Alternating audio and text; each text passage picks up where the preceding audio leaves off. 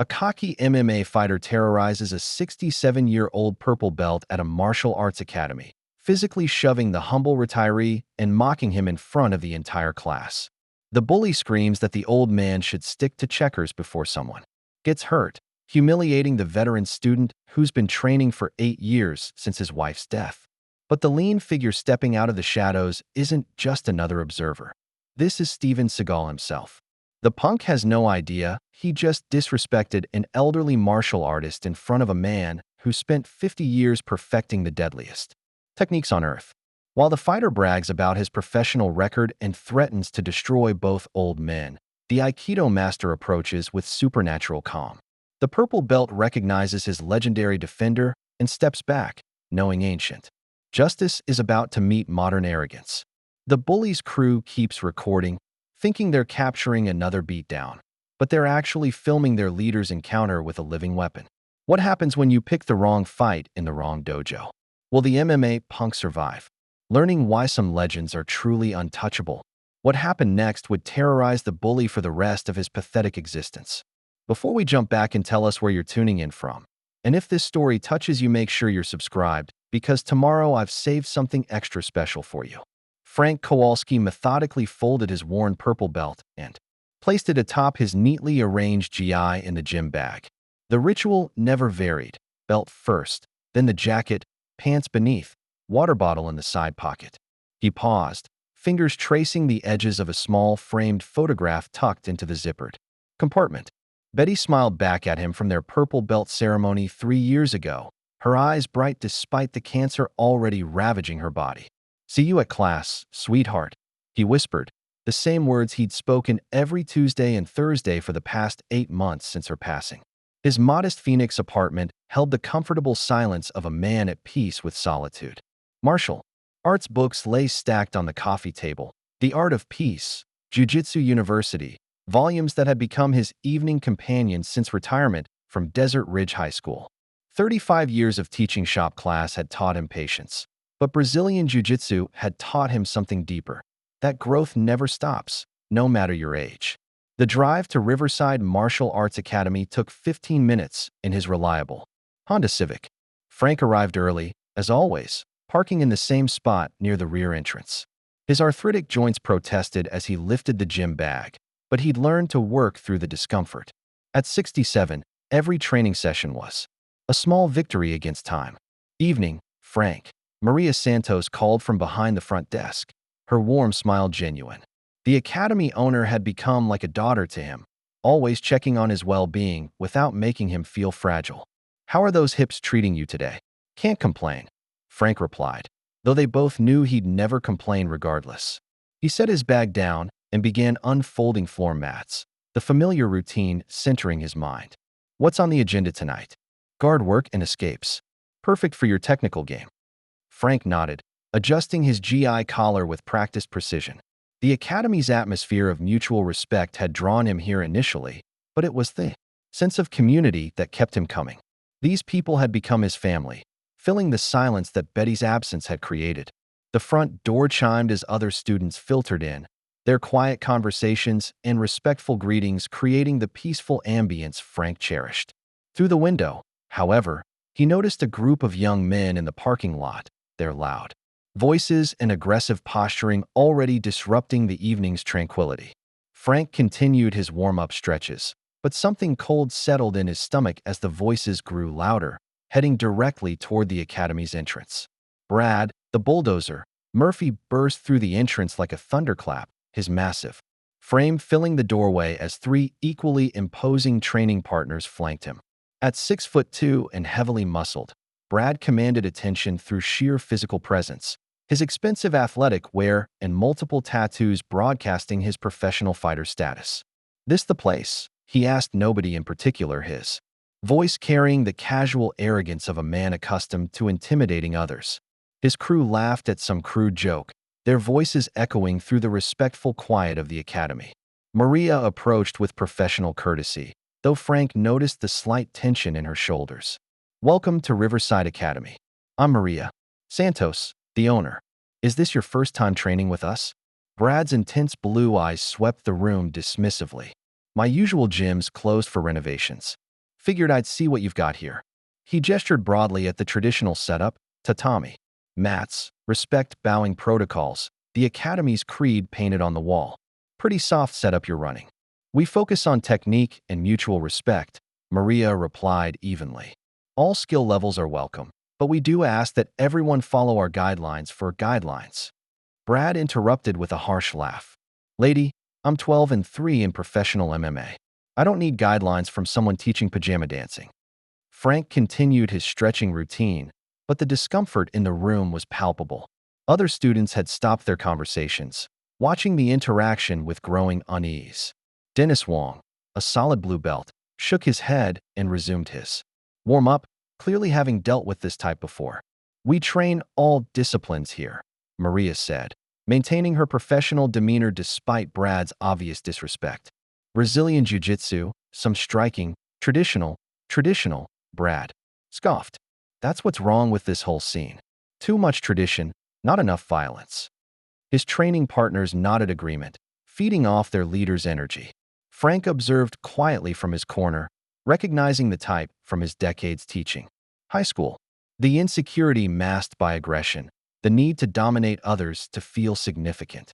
He'd seen it countless times in struggling students, though none had possessed Brad's physical capability to back up their attitude. The academy's peaceful atmosphere had shifted, replaced by an uncomfortable tension that made other students move more carefully, speak more quietly. Frank felt protective of this space that had given him so much healing, but he also recognized that confronting such aggression directly would only escalate the situation. Maria began explaining class structure, but Brad's attention had already wandered, his calculating gaze settling on Frank with unmistakable predatory interest. Partners up for guard work, Maria announced, her voice carrying forced normalcy despite the tension Brad's presence had created. She deliberately paired him with Dennis Wong, hoping the experienced blue belt could handle whatever aggression might surface. But Brad's attention remained fixed on Frank, who was methodically working through basic positions with a newer student. The older man's movements were deliberate, technical, each transition explained with patient detail that spoke to decades of teaching experience. Hey, Brad called out loudly enough for the entire class to hear. Why don't you put me with Grandpa over there? I want to see what 40 years of experience looks like. Frank's partner glanced nervously between them. Maria stepped forward, her protective instincts flaring.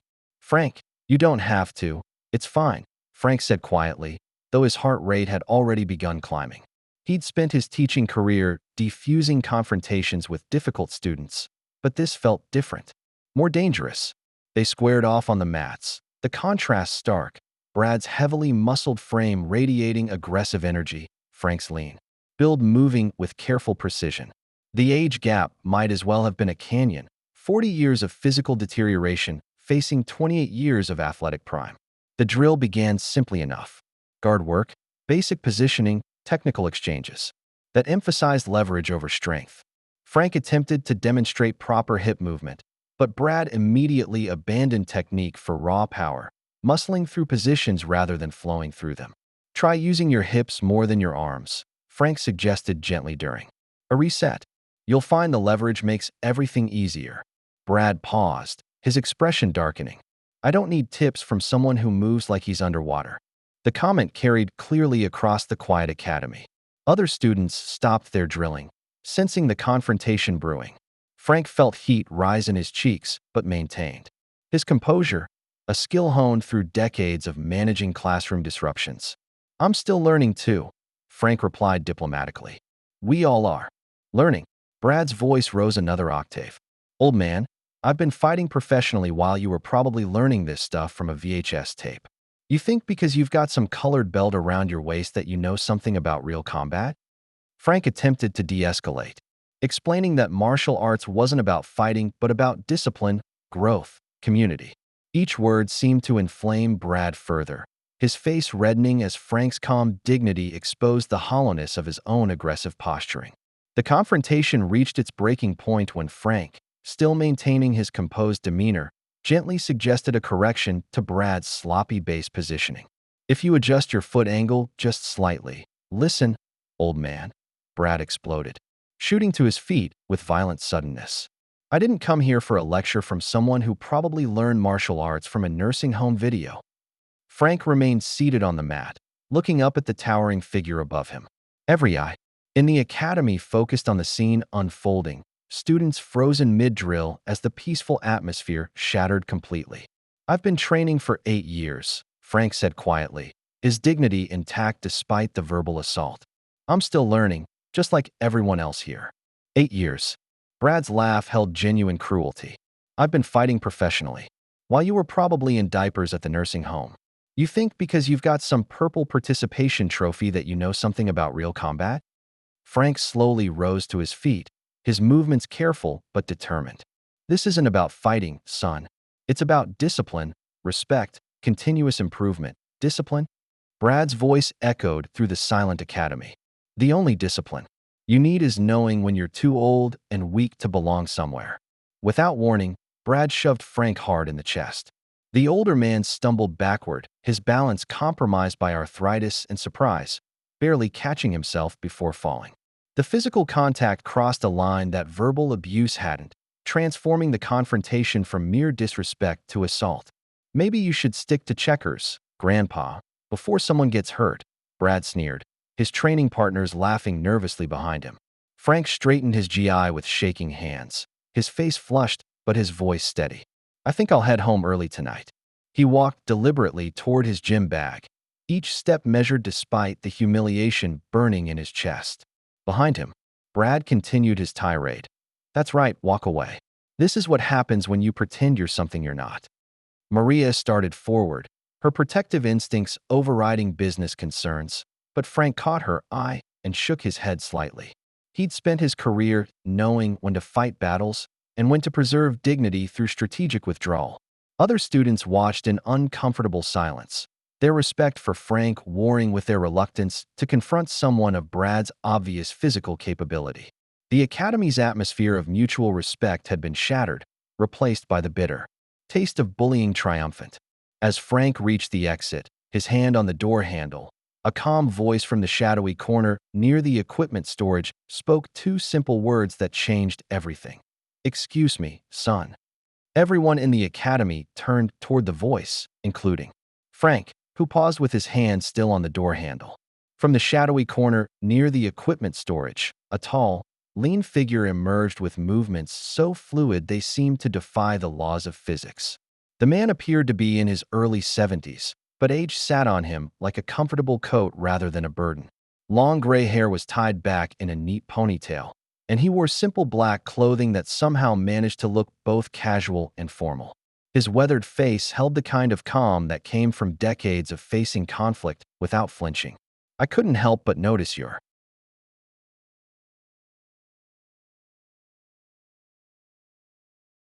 technique, the stranger said to Brad, his voice soft but carrying an unmistakable authority that cut through the academy's tension like a blade. Brad, momentarily thrown off by the interruption, recovered his aggressive posture quickly. His crew had gone silent, sensing something different about this newcomer but unable to identify what. Even Maria found herself holding her breath, recognition tickling at the edge of her consciousness. And who the hell are you, his grandfather?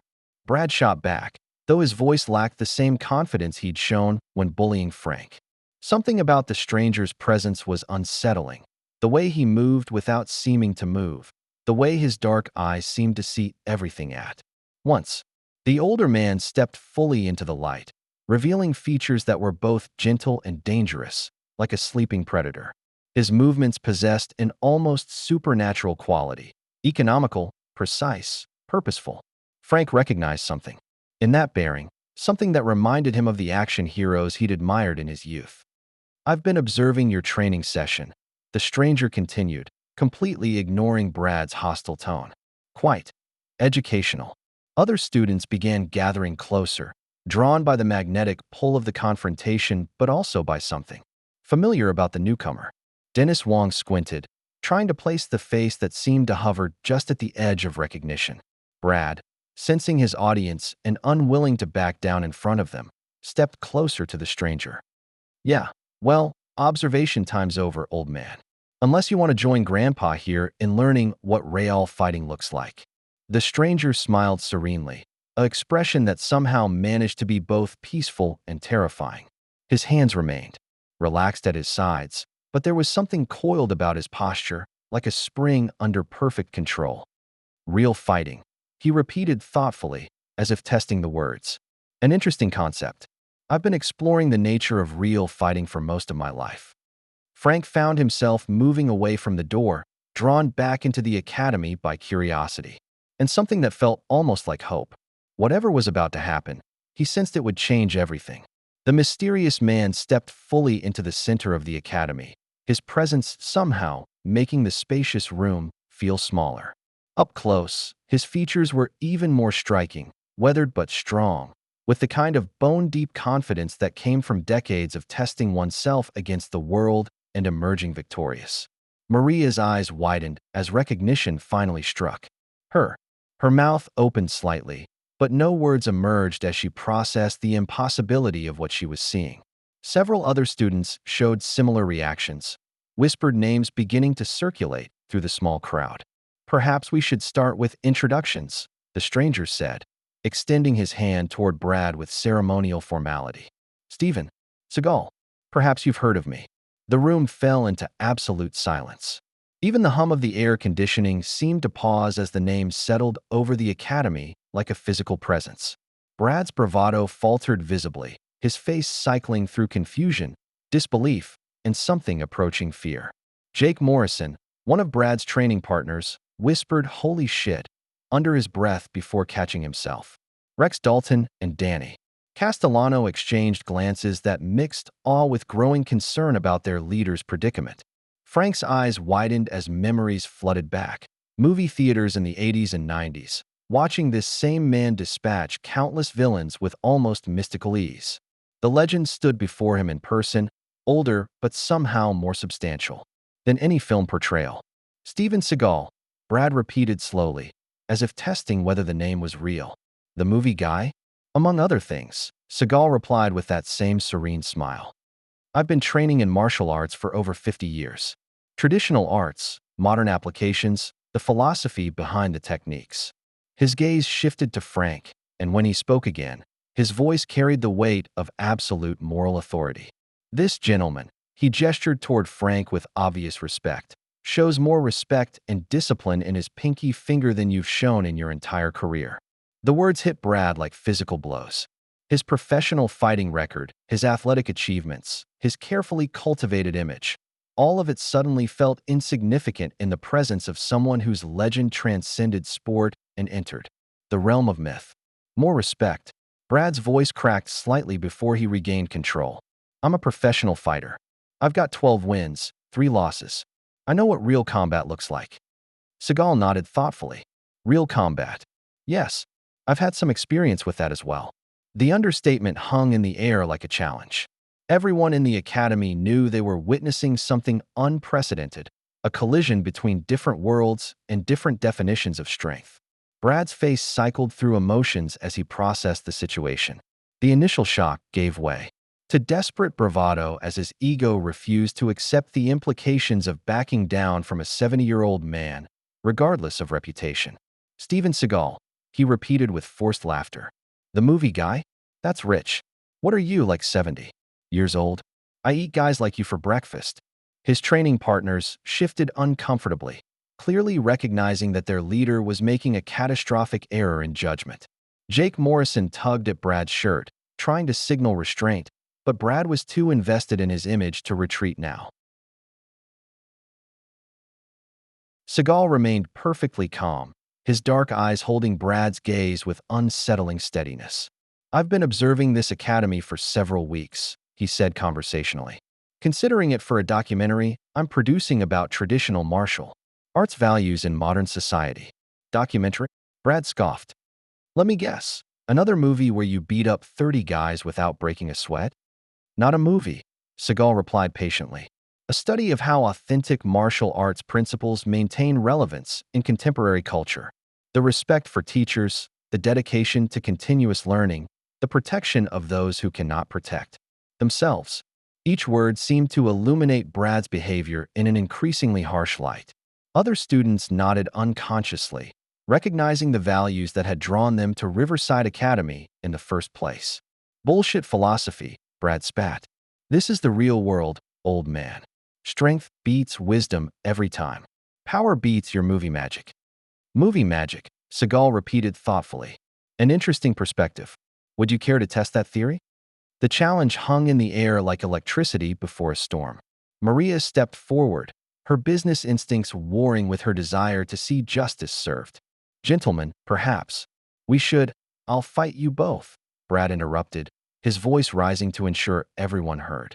Show this whole place what real fighting looks like versus Hollywood bullshit. Frank opened his mouth to protest, to insist he didn't need protection, but Seagal raised a gentle hand. The gesture somehow conveyed both respect for Frank's dignity and absolute confidence in his own ability to handle the situation. Very well, Seagal said after a long moment of consideration. But if we do this, we do it with honor. Terms and conditions. Brad's grin was predatory. Name them, movie star. I'm ready to make you famous for all the wrong reasons. The Academy held its collective breath, sensing they were about to witness something that would be talked about for years to come. Seagal's voice carried the authority of someone accustomed to command as he outlined his proposal. If you lose, you formally apologize to this gentleman and leave this academy forever. You will also publicly acknowledge that traditional martial arts deserve respect. And if you lose? Brad asked, his confidence returning as he contemplated the publicity value of defeating a movie star. If I lose, I will publicly admit that my techniques are outdated and that traditional martial arts have no place in modern combat. Seagal's words carried the weight of a man prepared to stake his entire reputation on the outcome. The stakes electrified the room. Students pulled out phones, recognizing they might be about to witness martial arts history. Maria tried to object, her mind racing through liability concerns and potential damage to her academy's reputation. This isn't necessary, she began. But both men turned to her with expressions that brooked no interference. Frank stepped forward, his voice quiet but firm. I can handle my own problems. I don't need anyone fighting my battles. Seagal's expression softened as he addressed Frank directly. This isn't about fighting your battles, sir. This is about something larger, the respect owed to all dedicated martial artists, regardless of age. The principle that wisdom and character matter more than physical prowess. Brad practically vibrated with excitement. Friday night. Right here. No rules, no time limits, no bullshit. Just you, me, and reality.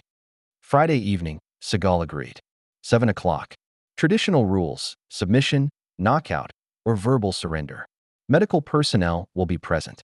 The agreement sent whispers racing through the crowd. Word would spread throughout Phoenix's martial arts community within hours. Brad was already planning how to leverage a victory over Steven Seagal into career advancement, while Seagal seemed to view the confrontation as an unfortunate but necessary defense of principles. Maria realized she had no choice but to host what might become the most significant martial arts event in the city's history. My academy, my rules regarding conduct and safety, she insisted. Both men nodded agreement. As students began to disperse, the reality of what had just been arranged settled over everyone present. In 3 days, legend would meet arrogance, in a confrontation that would determine more than just physical supremacy. As the crowd thinned, Seagal approached Frank privately. Would you mind staying for a few minutes? I'd like to speak with you. Frank nodded wordlessly, still processing the surreal turn his quiet Tuesday evening had taken. The academy fell silent around them, the weight of Friday's confrontation already changing everything. The academy emptied. Slowly, students reluctant to leave after witnessing something unprecedented. Frank helped Seagal fold the training mats, both men moving with the practiced efficiency of those comfortable with physical work. The silence between them felt natural rather than awkward, two craftsmen appreciating each other's competence. Your technique is solid, Seagal observed, watching Frank's methodical approach to organizing equipment. How long did you say you've been training? 8 years this November, Frank replied, stacking the last mat in place. Started when I was 59. My wife said I needed something to do in retirement besides watch television. Seagal's expression softened. Your wife sounds like a wise woman. She was. Frank's voice carried the weight of loss without self-pity. Cancer took her 3 years ago. That's when I really committed to training. Needed something to give the day structure. They moved to the small seating area near Maria's desk, Seagal settling into a chair with fluid grace despite his age. Frank noticed how the man's presence seemed to calm the space around him, creating an atmosphere of focused attention. I wasn't entirely truthful earlier, Seagal admitted. I haven't been observing this academy for several weeks. I've been here for 2 weeks, specifically because of you. Frank's eyebrows rose in surprise. Me? Online reviews mentioned a purple belt who trained with remarkable dedication despite obvious physical limitations. Students described watching you work through arthritis pain without complaint, helping newer students even when you were struggling yourself. Seagal's dark eyes held Frank's gaze steadily. That kind of character is exactly what my documentary aims to capture. Frank shifted uncomfortably with the praise. I just show up and try to learn. Nothing special about that. Everything special about that, Seagal corrected gently. In a world that worships youth and dismisses experience, you represent something increasingly rare, genuine dedication to growth regardless of circumstances. Frank pulled out his phone, showing Seagal the photo he carried in his gym bag. Betty smiled back at them from the small screen, radiant despite the illness already visible in her thinning frame. She never got to see me earn purple belt, Frank said quietly, but she bought me my first GI, drove me to my first class when I was too nervous to go alone. Seagal studied the photo with the respect due to sacred things. She would be proud of the man you've become here. The courage you've shown tonight, standing up to that bully with nothing but dignity. That's what real martial arts creates. Frank's apartment phone rang at 7:30 the next morning, interrupting his usual coffee and newspaper routine. The caller ID showed a number he hadn't seen in months. Tommy Rodriguez. Mr. Kowalski? Tommy Rodriguez. I was in your shop. Class, graduated 99? Tommy. Frank's face brightened. Of course I remember. How are you doing, son? I'm good, sir. Real good. Got my own contracting business down in Tucson now. Tommy's voice carried the excitement of someone with urgent news. But I'm calling about something I saw on Facebook. Please tell me that wasn't really you getting picked on by some MMA punk. Frank sighed, settling into his kitchen chair. Word travels fast these days. Mr. K, half-year-old students are losing their minds down here. Jake Martinez shared the video, and now everybody's calling everybody. You remember Rick Sandoval? Big kid. Always had trouble with measurements? Rick's doing well, I hope? Owns 3 auto shops now. But listen, we're driving up tonight. All of us. Whatever's happening Friday, you're not facing it alone. Frank felt emotion tighten his throat. Tommy, that's not necessary. The hell it isn't. Tommy's voice carried the same determination Frank remembered from a 17-year-old who refused to give up on a particularly challenging woodworking project. You never gave up on any of us. Spent your lunch breaks helping us when other teachers had written us off. Time to return the favor. Meanwhile, across town at Iron Fist MMA Gym, Brad was giving an interview to Phoenix MMA Weekly, his ego fully inflated by the attention. Steven Seagal thinks he can roll back the clock 30 years, Brad told the blogger, flexing for the camera. But this isn't Hollywood. This is real combat against a real fighter. I'm gonna expose him as a fraud in front of everybody. His training partners nodded agreement, though Jake Morrison privately wondered if they were making a terrible mistake. Something about Seagal's calm confidence had unsettled him, but Brad was paying them to be supportive, not analytical. What's your game plan? The blogger asked. Simple. Take him down, grind him out, make him quit. Old bones break easy, and 70-year-old cardio doesn't last long against real pressure. Back at his apartment, Frank returned to the academy for Wednesday evening class, finding the parking lot unusually crowded. Word had spread throughout Phoenix's martial arts community, and practitioners from other schools had come hoping to catch another glimpse of the legendary Steven Seagal. Inside the academy, Seagal worked with a small group of interested students, demonstrating basic aikido principles with movements that seemed to bend the laws of physics. His techniques emphasized redirection over resistance, using an opponent's force against them rather than meeting aggression with counteraggression.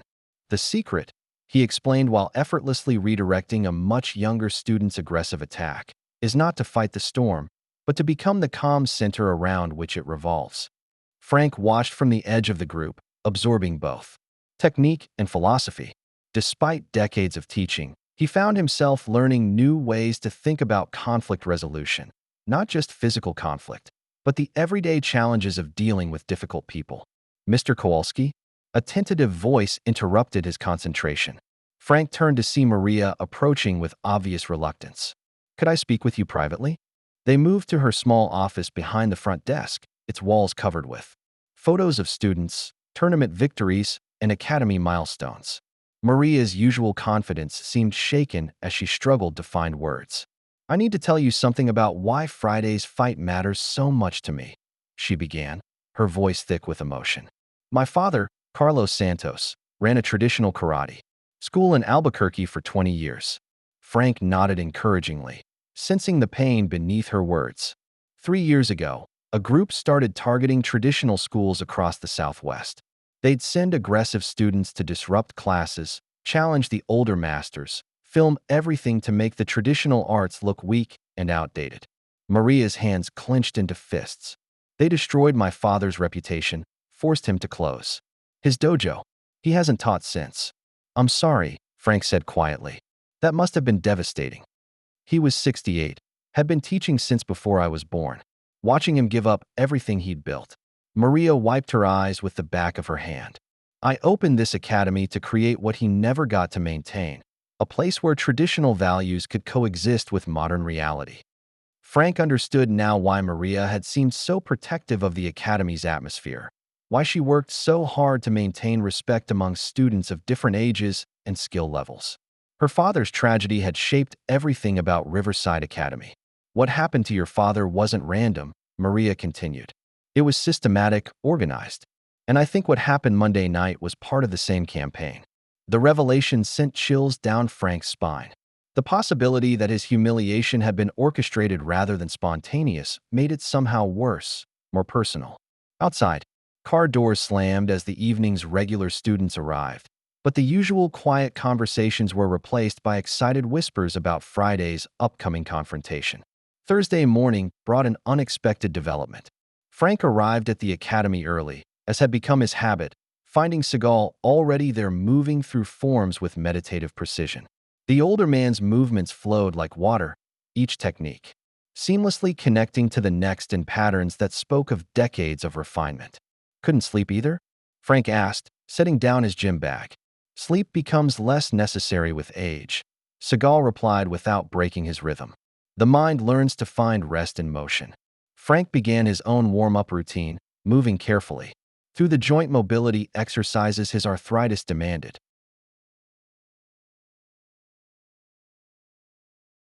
Seagal watched with professional interest, occasionally offering subtle adjustments that made movements easier and more effective. Would you like to work together? Seagal asked after Frank completed his stretches. I could show you some principles. That might prove useful. For the next hour, Frank received private instruction from one of martial arts' most legendary figures. Seagal's teaching style emphasized understanding over memorization, helping Frank see how timing and positioning could overcome physical disadvantages. Distance is your ally, Seagal explained, demonstrating how proper spacing could neutralize a larger opponent's advantages. Let them commit to their attack before you respond. Their aggression becomes your weapon. Frank absorbed every detail, his teacher's mind recognizing the profound wisdom beneath seemingly simple techniques. These weren't just physical movements, but philosophical principles made manifest through action. At 10:30, a convoy of pickup trucks pulled into the parking lot. Tommy Rodriguez emerged from the lead vehicle, followed by 5 other men in their 40s. All former students Frank recognized despite the passage of years. Mr. K, Tommy called out, his weathered face lighting up with genuine affection. Hope you don't mind some company. Frank found himself embracing men he'd last seen as struggling teenagers, now successful adults who'd driven 3 hours to support their old shop teacher.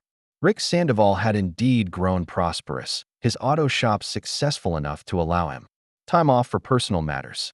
Mike Chin owned a construction company, while Dave Patterson had become a high school principal himself. You guys didn't need to come all this way, Frank protested, though his emotional response betrayed how much their presence meant. Are you kidding? Rick laughed. After everything you did for us? Man, you probably spent more time helping me with basic math than my actual math teacher. Seagal observed the reunion with obvious approval, recognizing the bonds that transcended typical teacher-student relationships. These men had traveled hundreds of miles because Frank had invested in them when others had given up. The afternoon brought an unwelcome development as Brad and his entourage arrived for their scheduled training session, surprised to find the academy full of Frank's supporters. The confrontation began building immediately. Friday evening descended on Phoenix with the weight of anticipation. By 6:30, the Riverside Academy parking lot overflowed with vehicles from across the city's martial arts community. News of the confrontation had spread through social media and word of mouth, drawing practitioners from traditional schools, MMA gyms, and everywhere in between. Inside, Maria nervously checked liability waivers while Tommy Rodriguez and his crew organized seating arrangements for Frank's supporters. The Academy's normal, peaceful atmosphere had transformed into something electric, charged with the tension of impending conflict. Medical personnel in place. Maria announced to no one in particular, her business training warring with her desire to see justice served. Two paramedics waited near the emergency exit, their presence a sobering reminder of what might unfold. At precisely 7 o'clock, Steven Seagal entered wearing a traditional black GI that seemed to absorb light rather than reflect it. His movements possessed the same supernatural fluidity Frank had observed all week, but now it carried an edge that suggested dormant violence held perfectly in check. The crowd fell silent as the legend moved to the center of the arranged mats, his presence somehow making the spacious academy feel intimate.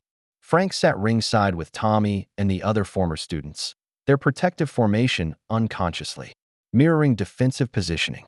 Minutes later, Brad burst through the entrance wearing fight shorts and a rash guard, his heavily muscled frame glistening with pre-fight preparation. His training partners flanked him like an entourage, phones ready to capture what they assumed would be their leader's career-defining victory. "Ready to get schooled, movie star?" Brad called out, shadowboxing aggressively while his crew laughed and encouraged the bravado. Local MMA bloggers positioned themselves for optimal camera angles, smartphones, and professional equipment aimed at the center of the mats. The Phoenix martial arts community had turned out in force, sensing they were about to witness something unprecedented. "The rules are simple," Maria announced, her voice carrying surprising authority despite her obvious nervousness. "Submission, knockout, or verbal surrender. No time limits. Medical personnel are standing by." Seagal moved to the center of the mats with ceremonial precision, bowing respectfully to the space, the crowd, and finally to his opponent. Brad's bow was perfunctory at best, his impatience obvious as he bounced on the balls of his feet. "Any last words, old man?" Brad taunted, raising his voice for the cameras. Seagal's response came quietly, meant only for his opponent. "Yes. You should have apologized when you had the chance." The two fighters began circling each other, and the academy held its collective breath. Brad exploded forward with the aggressive confidence of youth and superior conditioning, shooting for a double-leg takedown that would have demolished most opponents. His wrestling background showed as he drove through Seagal's initial defense, successfully bringing the 70-year-old legend to the ground. The crowd gasped as Brad immediately transitioned to side control, his size and strength advantages becoming apparent. Seagal seemed to struggle beneath the younger man's pressure, his movements slower and more labored than his cinematic portrayals suggested possible. "Where's your movie magic now?" Brad taunted between strikes, landing solid shots to Seagal's ribs and attempting to advance his position. "This is what real fighting looks like." Frank watched with growing concern as his defender appeared genuinely overmatched. The clinical precision of Brad's ground game was undeniable. He might be an arrogant bully, but his technical skills were legitimate. Each transition flowed smoothly into the next, building toward what seemed like inevitable victory. Seagal's defense appeared reactive rather than proactive, simply surviving rather than implementing any coherent strategy. Blood began to seep from his lip where Brad's elbow had found its mark, and his breathing grew more labored under the relentless pressure. "Come on, legend," Brad sneered, attempting to advance to mount position. "Show me some of that deadly aikido." The crowd murmured uncomfortably as their legendary figure struggled beneath a man young enough to be his grandson. Camera phones captured every moment of what appeared to be a systematic dismantling of movie martial arts by modern MMA reality. Tommy Rodriguez leaned forward, his hands clenched into fists.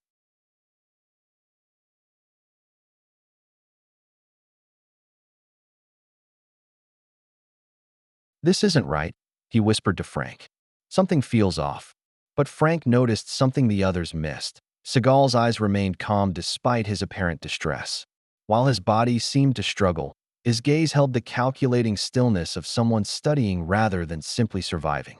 The round continued with Brad maintaining dominance, landing strikes and controlling position with the methodical efficiency of a professional fighter. When Maria finally called time after what felt like an eternity, Brad rose with obvious satisfaction, while Seagal sat quietly, breathing deeply and apparently gathering strength. During the brief rest period, Brad showboated for the cameras, while Seagal centered himself with meditation-like focus. The legend's calm seemed almost supernatural in contrast to his physical struggles, as if he existed on multiple levels simultaneously. Frank caught Seagal's eye during the break, seeing something there that suggested the first round had been reconnaissance rather than genuine combat. Round 2 began with Brad even more confident, having proven to himself and the crowd that he could handle the legendary fighter.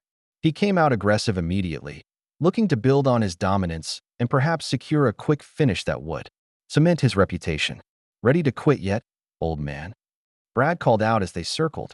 "Save yourself some brain damage and just tap out now."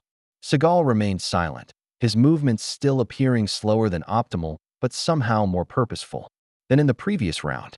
Careful observers might have noticed subtle shifts in his positioning, small adjustments that suggested he was no longer simply reacting to Brad's attacks. Brad shot for another takedown, confident in his ability to control the ground game. This time, however, Seagal's defense felt different, not stronger necessarily, but more efficient. He seemed to be redirecting Brad's force rather than resisting it directly, though the younger fighter's superior conditioning still allowed him to secure dominant position. Frank watched intently as the round progressed, his teacher's eye beginning to recognize patterns in Seagal's apparent struggles. Each time Brad attempted a submission or strike, Seagal's response seemed designed to study rather than counter, as if he were downloading information about his opponent's timing and tendencies. "He's learning him," Frank whispered to Tommy, who looked confused by the comment. Brad continued to dominate positionally, but his strikes were finding less solid targets. Seagal's defensive movements, while still appearing labored, had developed a subtle rhythm that made clean connections more difficult. The legend was no longer simply surviving. He was adapting. "What's wrong, movie star?" Brad taunted, attempting to sink in a rear naked choke. "Running out of gas already?" But as Brad committed fully to the submission attempt, something shifted in the dynamic. Seagal's defense became more active, his movements flowing with increasing fluidity. The choke that should have been a fight ender somehow failed to secure properly, Brad's grip slipping despite his technical proficiency. The round continued with Brad maintaining apparent control, but his dominance felt less absolute. Seagal was moving differently now, his age seeming to matter less as his movements became more economical and precise. As the round reached its climax, Brad made his critical error. Frustrated by his inability to finish the fight despite clear dominance, he spotted Frank sitting ringside and saw an opportunity to apply psychological pressure. "Maybe I should finish off Grandpa here too," he snarled, reaching out and grabbing Frank by the shirt, dragging the startled older man partially onto the mats. "Unless you want to quit right now." The crowd erupted in outrage at the flagrant violation of agreed-upon rules, but more importantly, something fundamental changed. In Steven Seagal's demeanor, the patient, studying expression vanished, replaced by something far more dangerous. Frank struggled in Brad's grip, startled and off balance as he was dragged into the fighting area. The crowd's outrage was immediate and vocal, with Tommy Rodriguez and the other former students shooting to their feet in protective fury. "Let him go," Maria shouted, but her words were lost in the chaos as Brad used Frank as a human shield, clearly violating every principle of honorable combat. Seagal's transformation was instantaneous and terrifying. The patient, analytical fighter vanished, replaced by something primal and lethal. His eyes went cold, his movements shifting from defensive to predatory in the space of a heartbeat.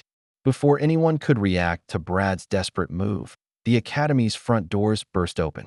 3 men in expensive suits pushed through the crowd, with the confidence of those accustomed to getting their way. The leader, a stocky man in his mid-40s with slicked-back hair and cold gray eyes, surveyed the scene with obvious satisfaction. Vincent Marconi. He announced to no one in particular, his voice carrying the authority of someone used to being obeyed. Though most people call me Vinny. Brad's training partners suddenly moved with purpose, positioning themselves to block exits and control crowd movement. Their earlier nervousness made sense now. They'd been waiting for this moment, following instructions rather than supporting their supposed friend. Beautiful work, Brad. Vinny continued, pulling out his phone to record the scene. Though grabbing the old man was a nice improvisation. Really sells the whole MMA destroys traditional martial arts narrative we're building.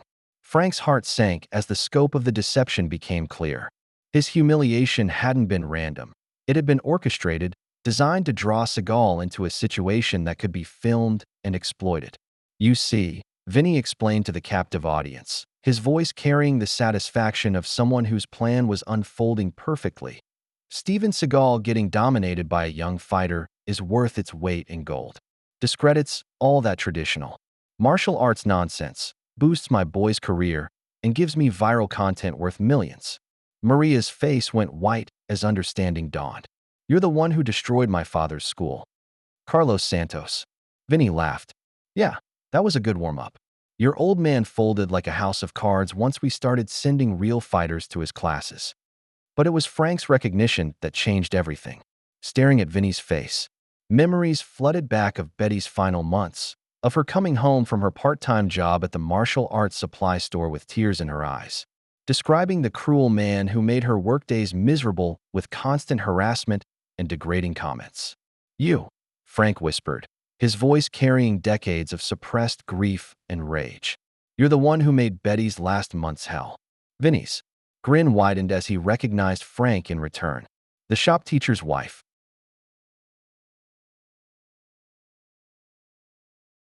Sweet little thing, real shame about the cancer. Though she should have stayed home instead of trying to work while dying. Made my visits to that store pretty depressing. The personal connection transformed the confrontation from martial arts, politics to something far more elemental. Frank's quiet dignity cracked, revealing the protective fury of a man whose greatest love had been tormented by the monster now gloating before him. Seagal stood slowly, his movements carrying the weight of absolute moral authority. 6 of Vinny's men positioned themselves strategically around the academy, but the legend's focus remained laser-sharp on the man who had orchestrated this elaborate cruelty. The final battle was about to begin. Vinny's satisfaction was palpable as he surveyed his orchestrated trap. You see, this has been 3 years in the making, he explained to the captive audience, his phone still recording. Traditional martial arts are a joke, and I'm in the business of proving it. He gestured broadly at the shocked faces surrounding him. Carlos Santos in Albuquerque was just practice. Since then, we've hit 12 schools across the Southwest, always. The same pattern. Send in young fighters to humiliate the old masters, film everything, post it online. Reality beats fantasy gets millions of views. Maria's hands trembled as she processed the scope of the destruction. You ruined innocent people's lives for internet content? I built careers, Vinny corrected coldly.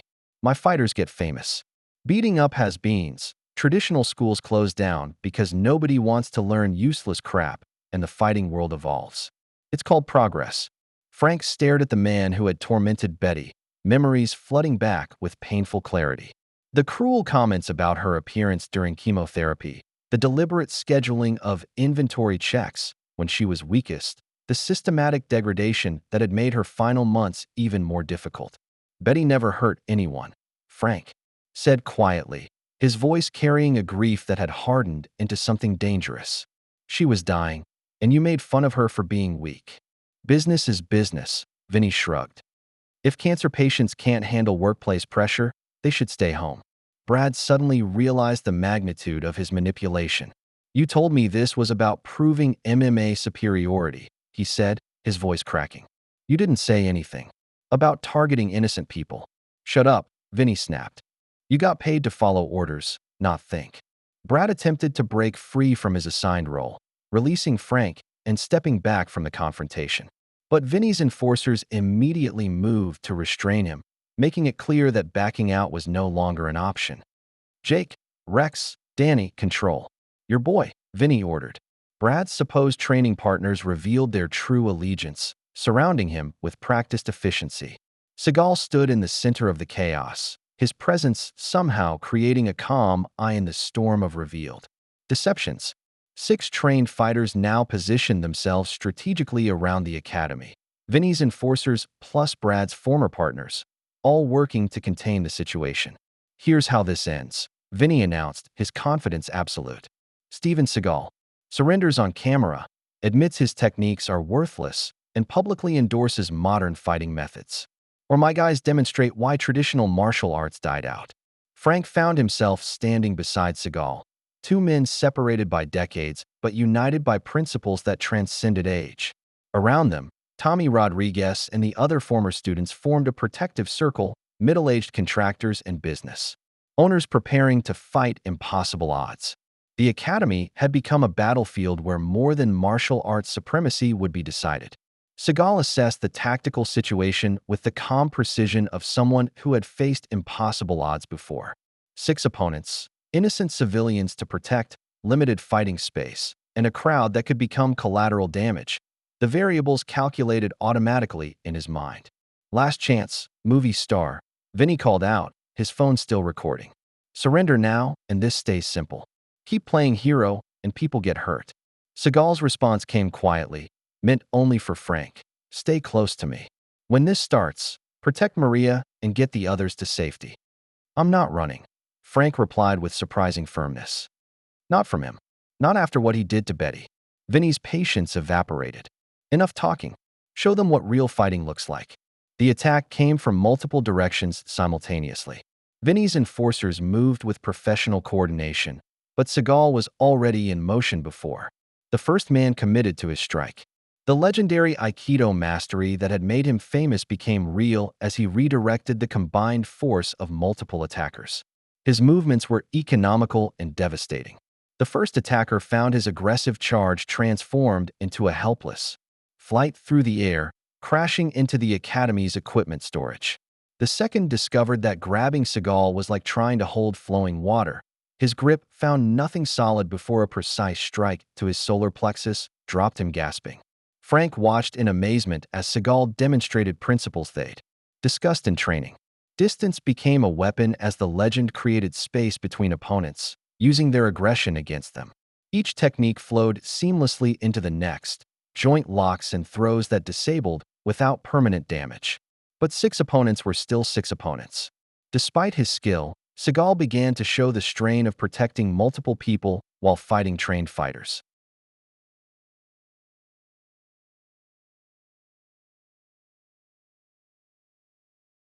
A solid punch slipped through his defense, followed by a takedown attempt that nearly succeeded. Frank saw Seagal stumble and made his decision. Grabbing a training weapon from the wall rack, a wooden Joe staff, he entered the battle despite his limitations. His movements were awkward compared to Seagal's fluid mastery, but his determination was absolute. You want to hurt old people? Frank shouted at the nearest enforcer, swinging the Joe with decades of suppressed rage behind it. Try someone who's ready to fight back.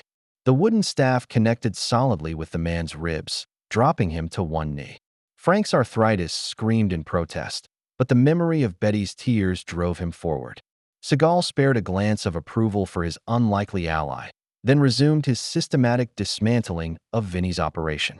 His characteristic fighting style, using opponents' force against them, targeting joints and pressure points, reduced the numerical advantage one fighter at a time. The academy filled with the sounds of authentic combat, far removed from the choreographed violence of movies or the regulated environment of sporting events. This was older, more primal, good men fighting to protect what they valued against those who would destroy it for profit. The tide of battle shifted as Frank's presence complicated the tactical situation. While his martial arts skills were limited, his knowledge of the academy's layout proved invaluable. He guided Seagal toward areas where environmental advantages could offset the numerical disadvantage. Storage room, Frank gasped, using the Joe staff to block a punch aimed at his head. More weapons, better defensive position. But before they could move, Tommy Rodriguez revealed the evening's first positive surprise. The former students hadn't been sitting idle during the confrontation. They'd been positioning themselves strategically throughout the crowd, waiting for the right moment. Now, Tommy shouted. 5 middle-aged men who had driven from Tucson to support their old teacher erupted into action. Rick Sandoval tackled one of Vinny's perimeter guards, while Mike Chin used his construction worker strength to restrain another. Dave Patterson, the high school principal, demonstrated that dealing with difficult teenagers had prepared him for physical confrontations. The academy erupted into chaos as Frank's former students proved that loyalty and determination could overcome youth in training. These weren't professional fighters, but they were men with everything to lose: families, businesses, reputations built through decades of honest work. Seagal capitalized on the confusion, his movements becoming even more fluid as the pressure reduced. With Frank's students handling the perimeter guards, he could focus on the primary threats. His aikido mastery transformed the chaotic brawl into something approaching artistry. Brad, finally freed from his supposed allies' control, made his choice. Instead of fleeing or switching sides quietly, he threw himself into the fight beside Seagal, using his legitimate MMA skills to help rather than hinder. "I'm sorry," Brad shouted over the noise, blocking a punch intended for Frank. "I didn't know what this really was." His redemption came through action rather than words.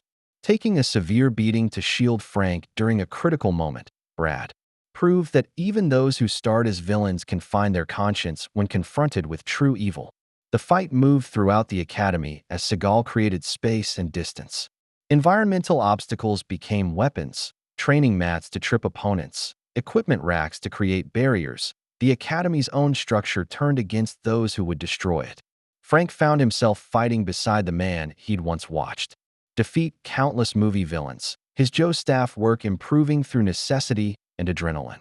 The years of patient training under Maria's guidance merged with protective fury to create something he'd never known he possessed. But Vinny still held the ultimate trump card, and he was growing desperate as his elaborate plan crumbled around him. As his enforcers fell one by one to the combined efforts of Seagal, Frank, Brad, and the former students, Vinny's desperation reached dangerous levels. The systematic destruction of his operation was being recorded by multiple phones, evidence that would destroy his entire network of corruption. "Enough!" Vinny screamed, pulling a concealed pistol from beneath his expensive suit jacket. The metallic click of the safety disengaging cut through the combat noise like a blade, freezing everyone in place. "Everyone stops right now, or Grandpa. Here takes a bullet." Vinny grabbed Frank roughly, pressing the gun against his temple while backing toward the emergency exit. The academy fell silent except for heavy breathing and the distant wail of approaching sirens. Tommy Rodriguez and his crew held position, their hands raised but their expressions murderous. Seagal stood perfectly still, calculating distances and angles with predatory focus. "That's better," Vinny panted, his confidence returning with the weapon's psychological impact. "Now here's how this really ends. I walk out of here with the old man. Nobody follows. In 24 hours, if there's no video of Steven Seagal publicly admitting he's a fraud, your friend becomes tomorrow's tragic casualty of a home invasion." Frank felt the cold metal against his skin, but found himself strangely calm. Betty's face appeared in his mind, not from the painful final months, but from their early years together, young and hopeful, and full of dreams they'd thought would last forever. "You know what the difference is between you and real fighters?" Frank said quietly, his voice carrying to every corner of the silent academy. "Real fighters protect people.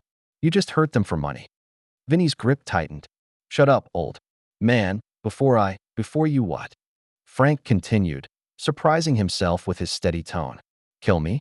You already killed my wife with your cruelty. The only thing you can take now is a life I've been ready to give up since the day she died." The words hit Vinny like physical blows, but more importantly, they revealed something Frank had just discovered about himself. He wasn't afraid anymore. The worst thing that could happen had already happened 3 years ago. Everything since then had been borrowed time, and he'd used it well. Seagal's eyes met Frank's across the space between them, and in that moment, they achieved perfect understanding. Frank nodded almost imperceptibly, a teacher giving his final lesson to the most legendary student he'd ever had. The end came with the speed of truth revealing itself.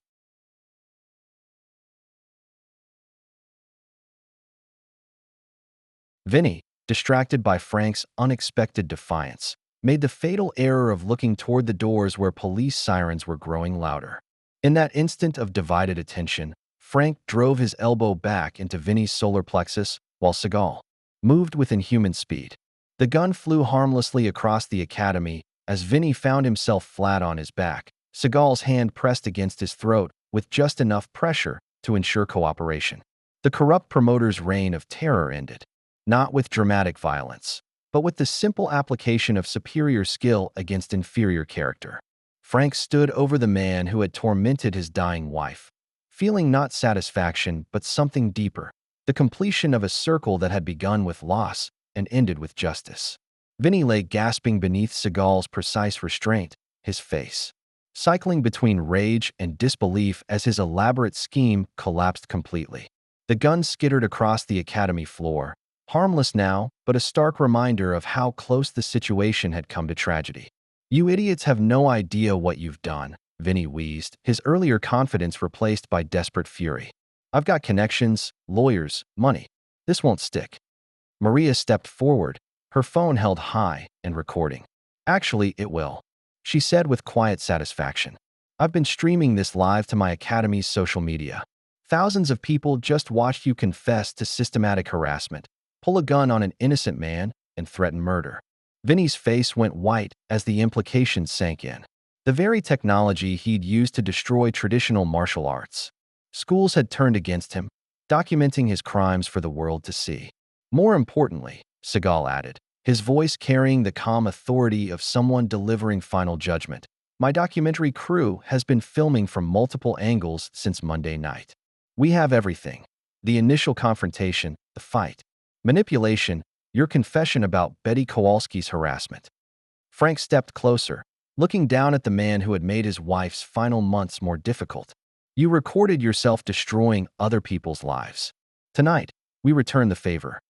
The academy doors burst open as Phoenix police officers rushed in, their timing suggesting someone had called them well before the evening's violence erupted. Behind them came Detective Lisa Chong, a compact Asian woman whose reputation for thoroughness preceded her. "Mr. Marconi," Detective Chong said with obvious familiarity, "we meet again. Though this time, we have substantially more evidence than usual." Vinny's expression shifted to pure panic as he realized the scope of his exposure.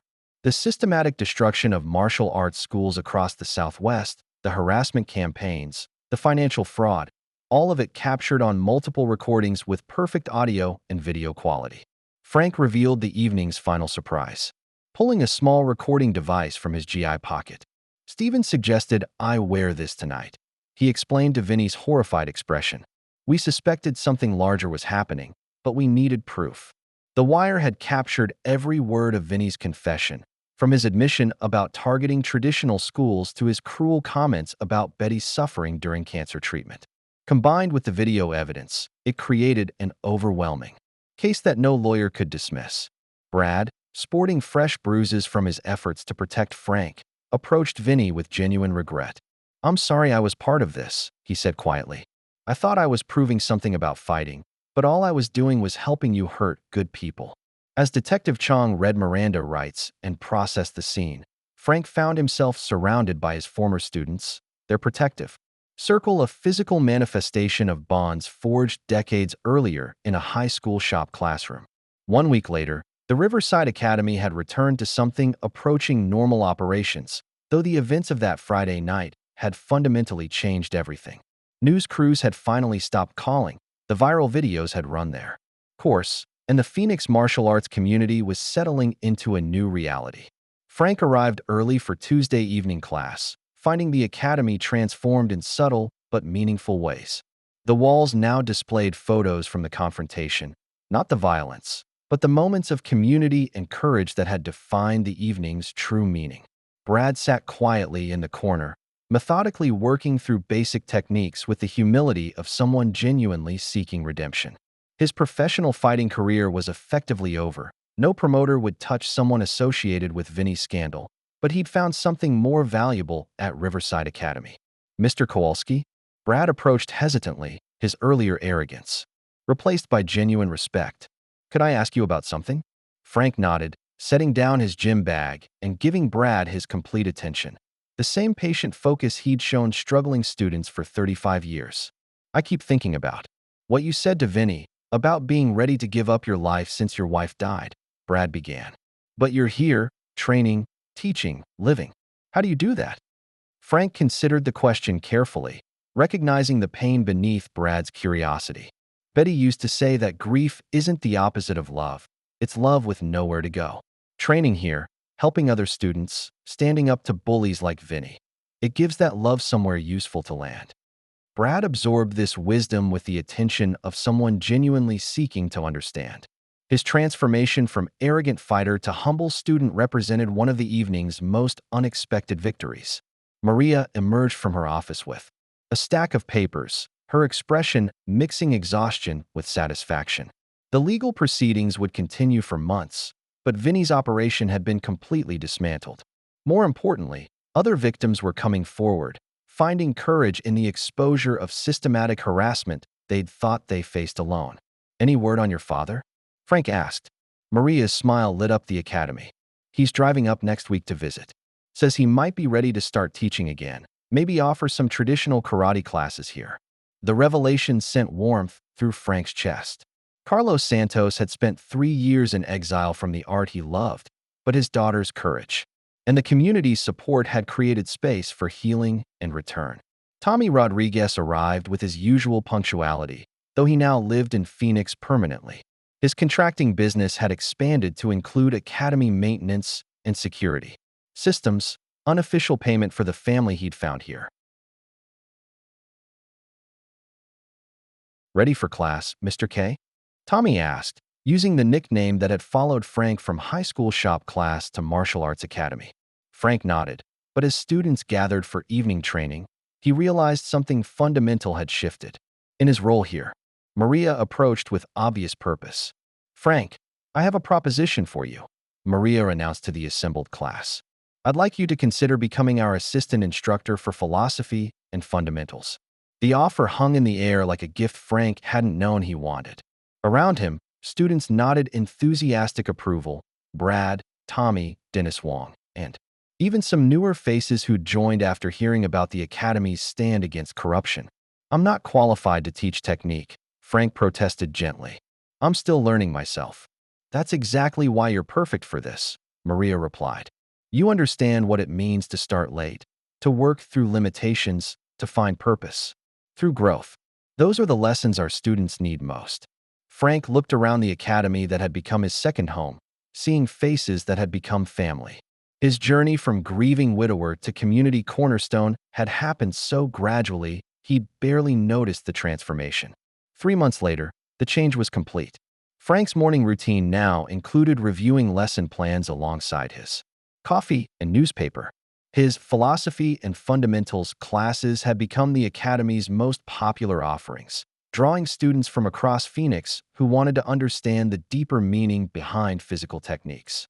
Today we're talking about why we train, Frank told a mixed class of teenagers and senior citizens, his voice carrying the authority of hard-won experience. Not to become fighters, but to become better versions of ourselves.